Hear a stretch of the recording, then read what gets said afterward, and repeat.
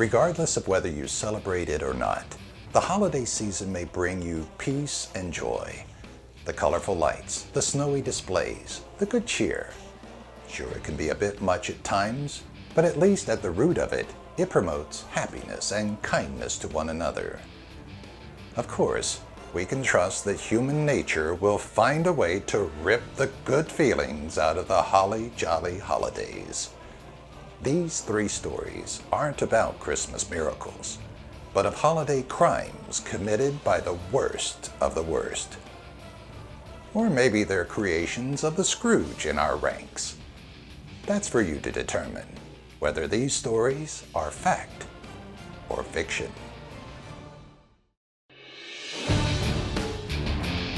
The line that divides the factual from the unreal has long since blurred. The tales we once thought fantastical, now implanted as true. To decipher verity from the imagined, you must break from the ordinary and consider a universe where the outlandish prevails. Can you expand your mind to see beyond our perceived reality? Can you decide what's fact or fiction? It's not entirely uncommon for spouses to squabble, especially when one of them does something insensitive. Carlos and Laura Miguez weren't what many would consider a happy couple, but they did their best to put a smile on their faces. Their tensions rocketed one Christmas, however, when Carlos proved just how thoughtless he could be.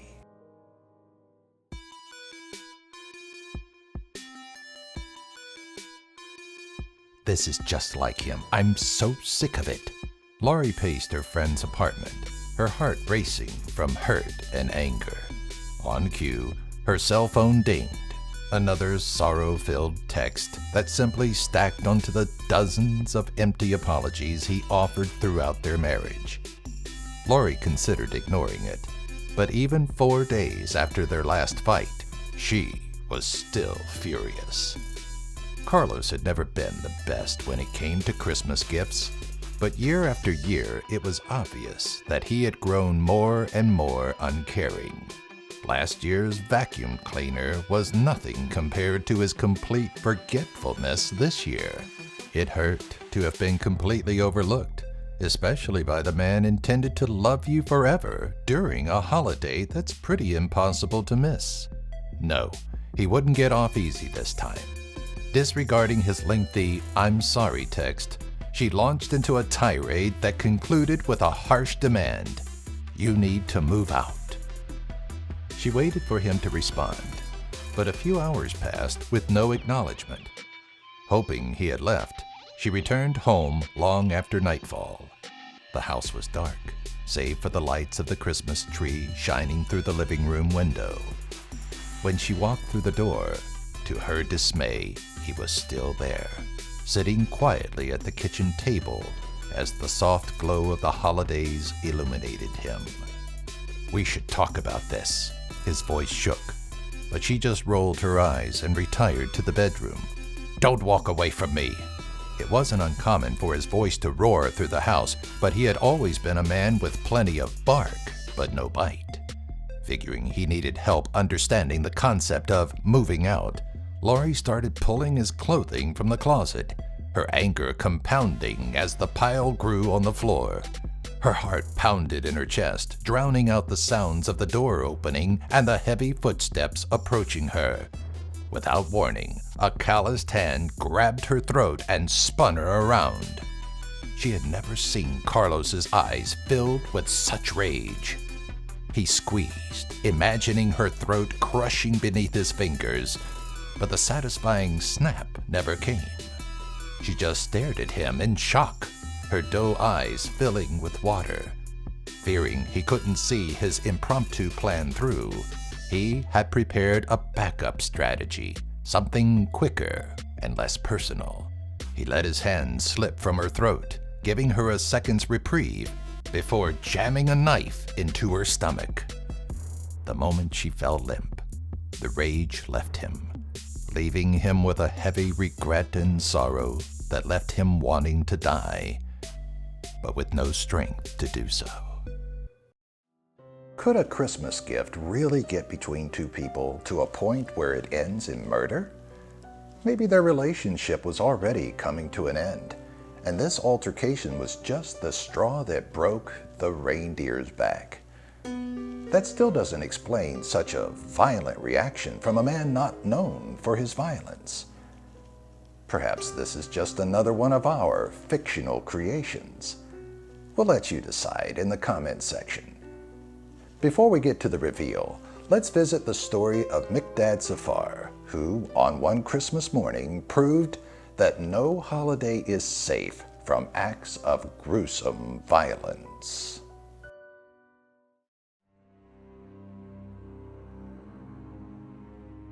It all started with the foreclosure. Mikdad and Amina once lived the dream, raising their beautiful children in southern Texas. The downfall started quicker than the patriarch could prepare for.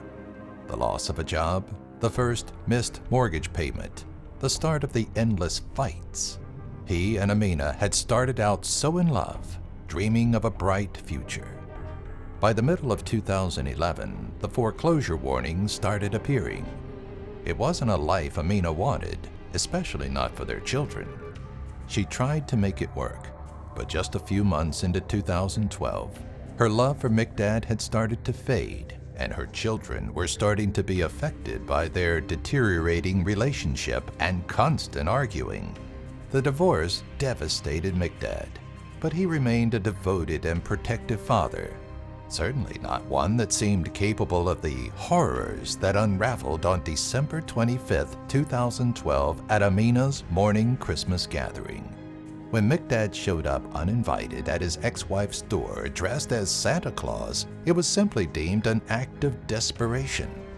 He was alone, and she was surrounded by their two children, her sister, and her brother-in-law.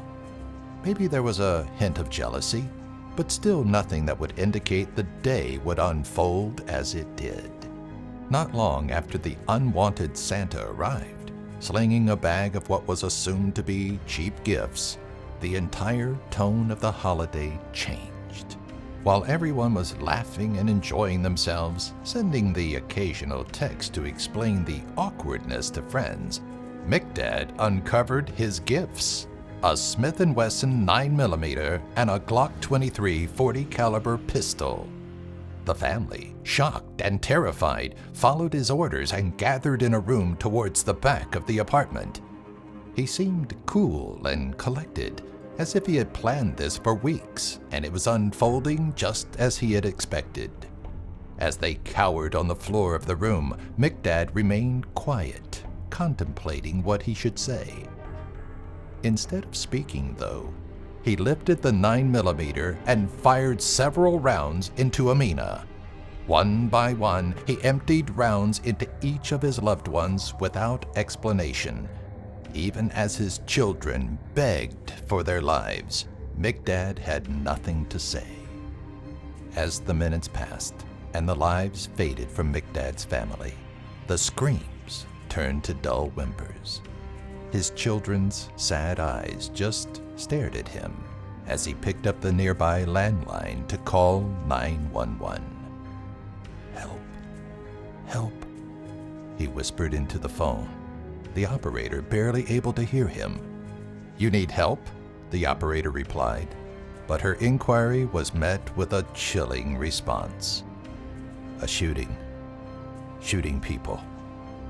Mikdad kept his voice low, and after that, stopped speaking altogether. When the call ended, he turned the gun on himself and fired, ending his family's last Christmas together in a pool of blood.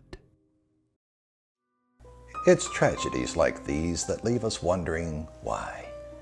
Mikdad loved his children, didn't he? Sure, many people have killed their spouses before, but to sink so low to remove your entire family from existence on Christmas Day? Leave your thoughts in the comments section below. And before the reveal, there's one last Christmas crime we still have to tell. This holiday season, ask yourself, how well do you know those closest to you? Are they faithful? Could they hurt you when pushed too far? Had the Gill family asked these questions of each other, chances are their Christmas Eve would have gone quite differently.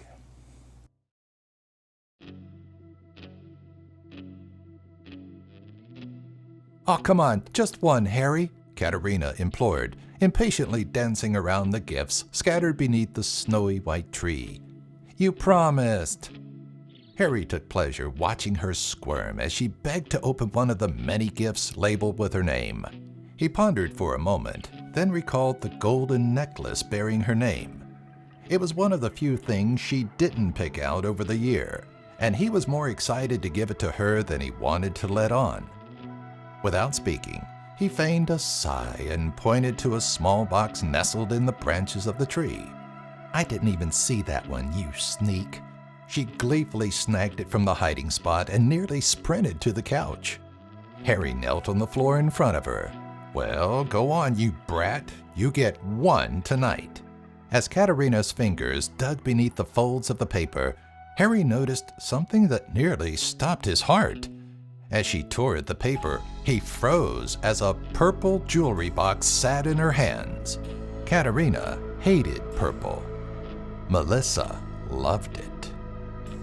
Katerina made no mention of the color, but she seemed to take forever opening it, giving Harry more than enough time to consider how he had mislabeled the boxes.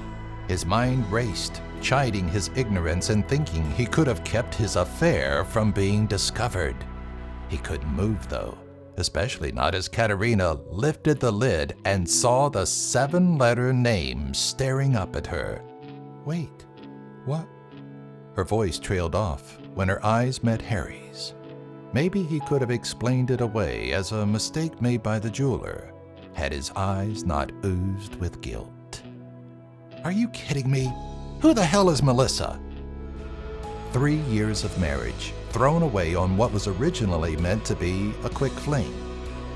Harry had no words, and when he didn't answer, he could only watch as Katerina sprung from the couch, knocked him to the ground, and left the living room. Harry thought he'd have a moment to collect his thoughts and find a way to explain, but his time alone was cut short. He could feel the anger radiating off of her without even turning his head, though seconds later he wished he had. "You cheated on me, you son of a—" A thud rang through his ears. Then complete silence. When he fell to the floor, he glimpsed Katerina standing over him, a bloodied rolling pin in her hands. He mustered a whimper before everything faded to nothingness. When Harry woke up 2 weeks later, his body attached to a multitude of machines, he had almost forgotten what put him in the hospital. Then he remembered the thud and Katerina's infuriated stare. As the doctor later filled him in on the events of the past 2 weeks, he learned that Katerina was arrested for attempted murder. A faux pas on Harry's part put quite an end to their festive evening, but it's up to you to determine whether it actually happened or not. Any scorned lover could tell you the rage that comes from infidelity, but is it enough to lead to a heinous murder attempt? And how could Harry have been so careless as to not properly label the 2 boxes? Then again, we all make mistakes, so clearly this was just one of Harold's, right? It's time to leave us your thoughts on Katerina and Harry in the comments. But even more importantly, it's time for the big reveal. Are you ready to find out if you can decipher between fact or fiction? Let's look back at tonight's 3 stories and find out which were born from reality and which were fabrications of the imagination. Let's start with our first story, the forgotten Christmas gift that led to murder. Did Carlos escalate a Christmas squabble to cold-blooded murder? If you thought yes, then you'd be right. The real story is that of Julio and Gloria Resto. After receiving nothing from her husband, Gloria made the call to kick Julio out, resulting in her murder. Afterwards, Julio then made several attempts on his own life, including suicide by cop. Julio entered a police station brandishing a knife, but was taken down by non-lethal rounds.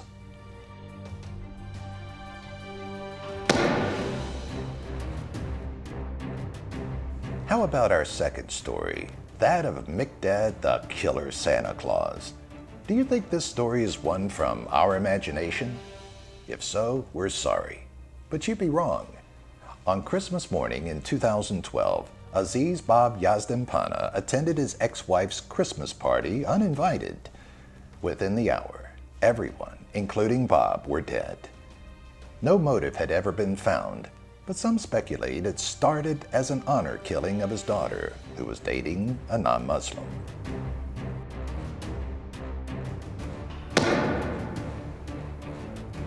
Finally, we look at Harry and Katerina.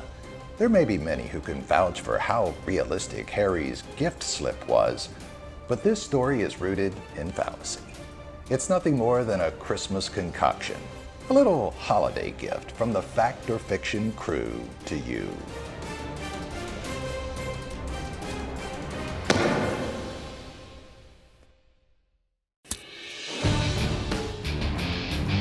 How well did you do in tonight's video? Did you look past the deception of our world and define the off-blurred line that struggles to separate lies from the truth? Let us know in the comment section below. And should you find the urge to test your perceptions again, be sure to subscribe and join us next time when we ask you to decide what's fact or fiction.